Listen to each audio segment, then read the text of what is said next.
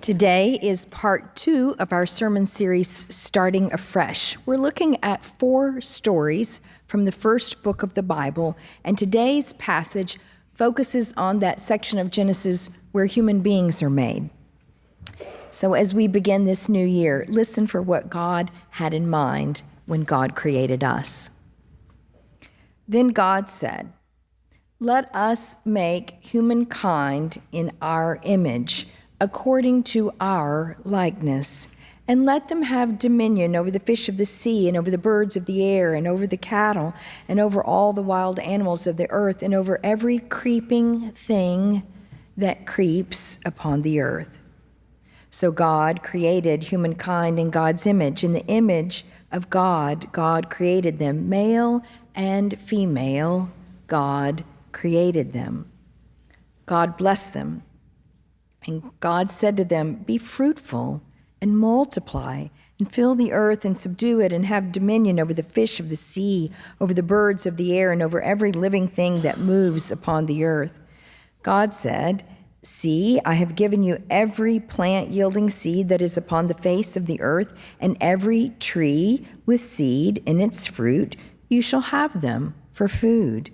And to every beast of the earth, and to every bird of the air, and to everything that creeps on the earth, everything that has the breath of life, I have given every green plant for food." And it was so. God saw everything that God had made, and indeed, it was very good. And there was evening, and there was morning, the 6th day. Thus the heavens and the earth were finished, and all their multitude. May God bless this reading to our understanding. My son is Connor Harrison Amon. My father is Roman Harrison 80. My grandmother was born Rhoda Harrison. The Harrison branch of our family came from England in the early 1900s. And there is some story I have never quite understood about how my great-grandfather Harrison came from Manchester, England to Waxahachie, Texas. I don't really get it.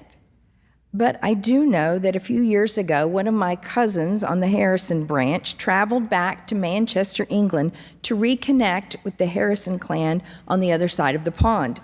The British Harrisons met my cousin at the airport, and this was long before Instagram or Facebook, but the British relatives recognized my cousin at the airport. They didn't even have to speak. They knew him instantly when they saw him. They could tell that he was a Harrison. They could see the family resemblance. They said they were baffled by the fact that they had grown up on different continents, but they had the same gestures. How could that be? Today's scripture from the first chapter of Genesis makes this audacious claim that human beings were made in the image of God.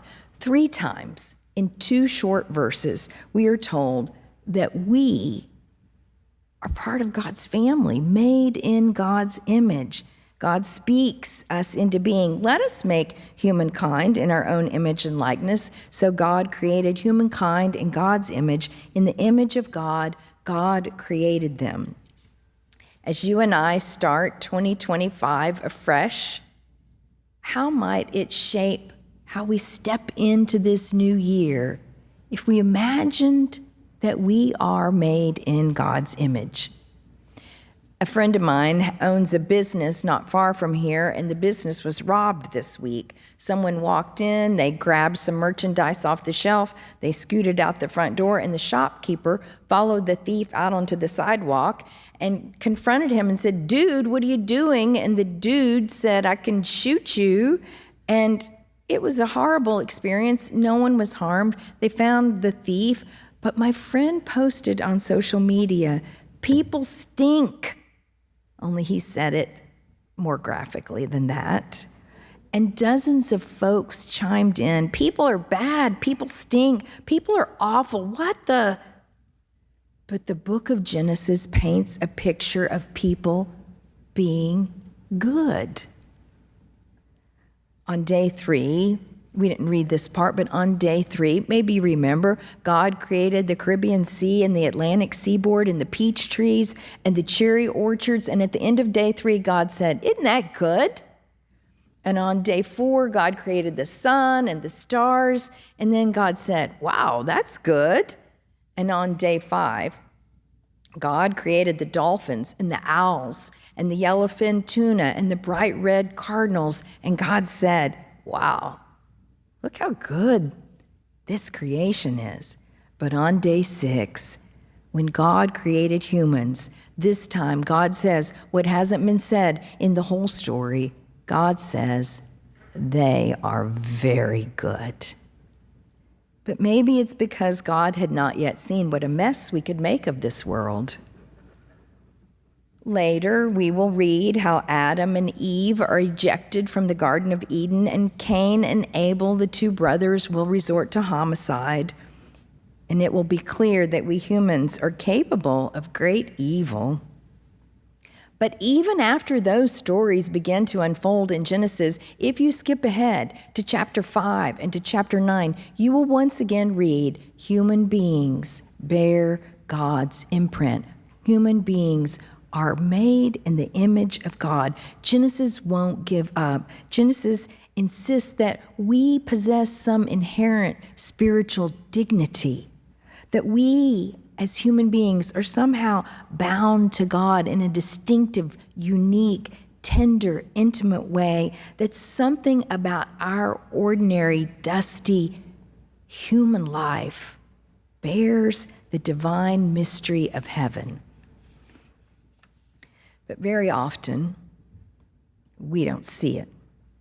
We don't see it in ourselves. We don't see it in the human beings we are trudging through life alongside of. The news tells us on the first day of this year that 15 innocent people are dead because of a car plowing through a New Year's Eve celebration on Bourbon Street. The political wrangling that we hear, it degenerates into what feels like mudslinging, and we do not glimpse God's image always in our neighbors. Even in our own private lives, our own personal lives, we can be keenly aware of how utterly broken life feels. In our own families, we know the despair of depression and addiction. We know the angst of mounting anxiety and fear of suicide, especially among our vulnerable teens. We know that there are moments when we, each of us, prefer to keep the curtain pulled tightly around the shame that we carry about the pain in our own lives, in our own relationships. Sometimes the heaviness of loneliness and low self-esteem and shame that we carry within our own souls feels heartbreaking, crushing. A popular podcast host, an author, and a social scientist named Brené Brown tells that when she is out on a speaking engagement and she's tired and she just wants to get home and she gets on the plane and she's afraid that the person in the seat next to her might want to talk, she prepares her answer. And when they say to her, "Oh, what do you do for a living?" she says, "I study human shame and what it does to people." And suddenly they reach in and they get out their headphones and they start watching a movie. Some days we don't know. Does God really love us, claim us, want to be with us? Let alone does God take great delight in us, beam when we wake up in the morning, find joy in our very existence? Are we really made in God's image? Or is Genesis some dreamy poem of long ago? Genesis paints a picture of human beings that we are very positive, that we are beautiful, that we are conduits of God's goodness. And Genesis was written at a time when people knew that life was tragic and difficult. Some say that these creation stories of Genesis and the one that comes to us today was actually written down at that moment in history when God's people were fleeing slavery in Egypt and going into the wilderness and looking for the promised land, a homeland, Life was unsettled and chaotic, and they wrote down this story about human goodness. And other people say, no, Genesis was finally written down much later, at the time of the exile, when people had been pushed out of their homeland and their temple was in ruins and their lives were in shambles, the whole community destroyed. But either way, we see that the people wrote a story about God's beauty in human life when God's beauty in human life seemed so elusive to them.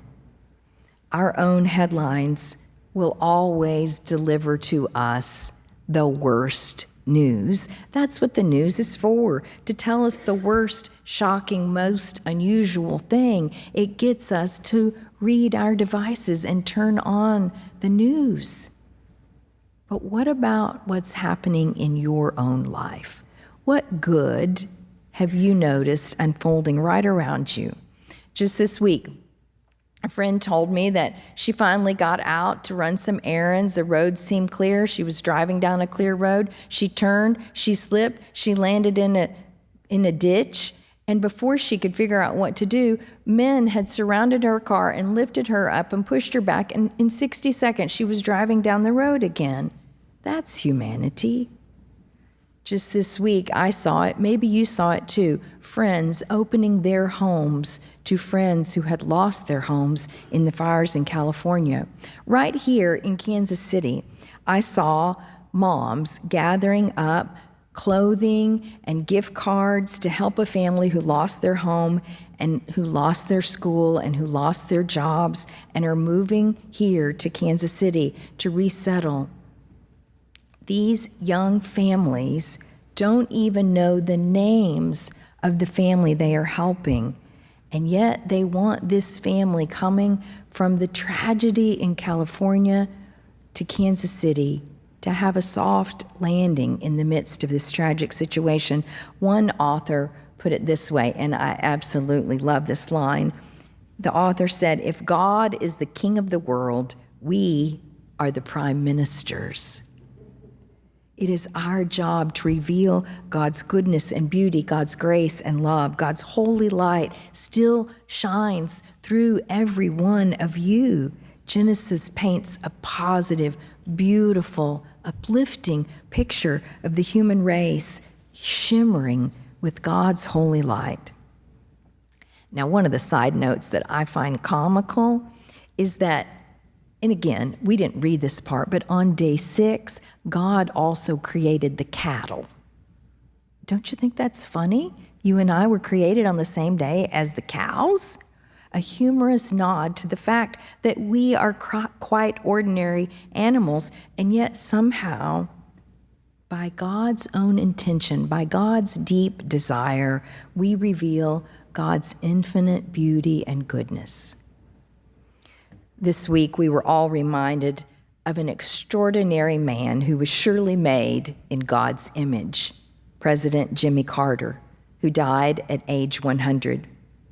I hadn't realized that he taught Sunday school from World War II to COVID. That's a lot of Sunday school, a lot of Sunday school. He was deeply devoted to revealing the image of God in our world, and he definitely saw the image of God in the faces of those around him, rich and poor, American and not American, black and white, Christian and non-Christian.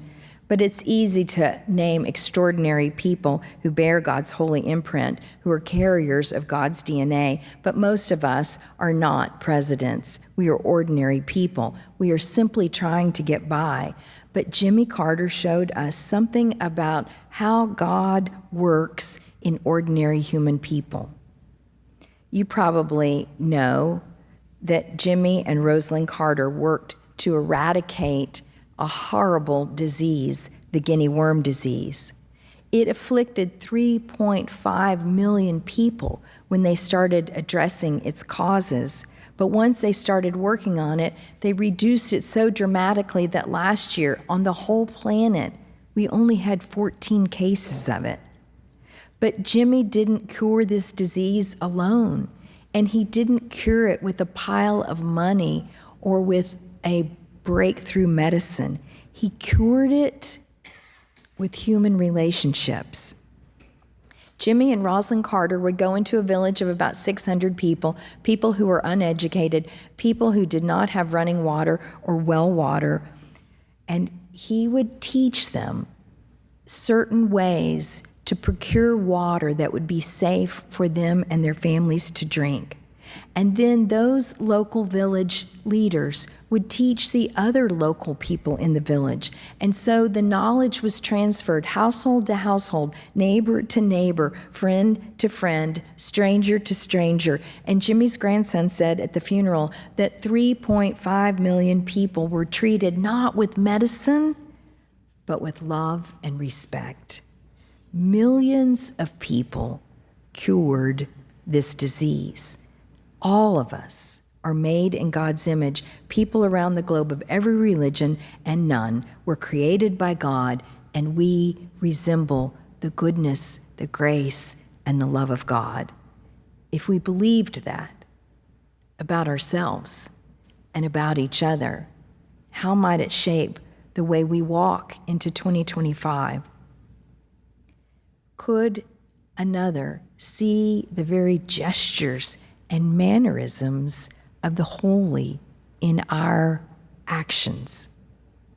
It's no secret that we all make mistakes, huge ones sometimes.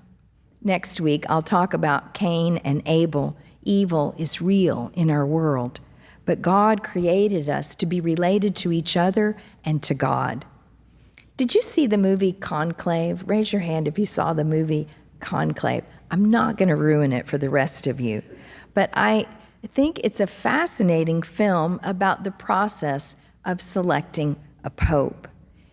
As the cardinals gather in seclusion, they began to look at who of the cardinals might make a good pope, and they realize that lots of the cardinals have good characteristics and lots of them have unsavory secrets in their past. And finally, they seem to be agreeing on one candidate that might get enough votes so they could send up the white smoke and celebrate a new pope. But wait, this candidate also has some unorthodox, perhaps scandalous chapters in his past. And so one of the cardinals goes to the potential nominee and asks about these secrets, and the cardinal who's been nominated says to the other cardinal, "I am what God made me." It's true of you too. We are what God made us. We are filled with the capacity of God's goodness and love. You are, and you are, and you are, and you are every single person on the planet. Let me close with this story. It is in my top 5 Fred Craddock stories. It's an old story, and you'll hear how old it is.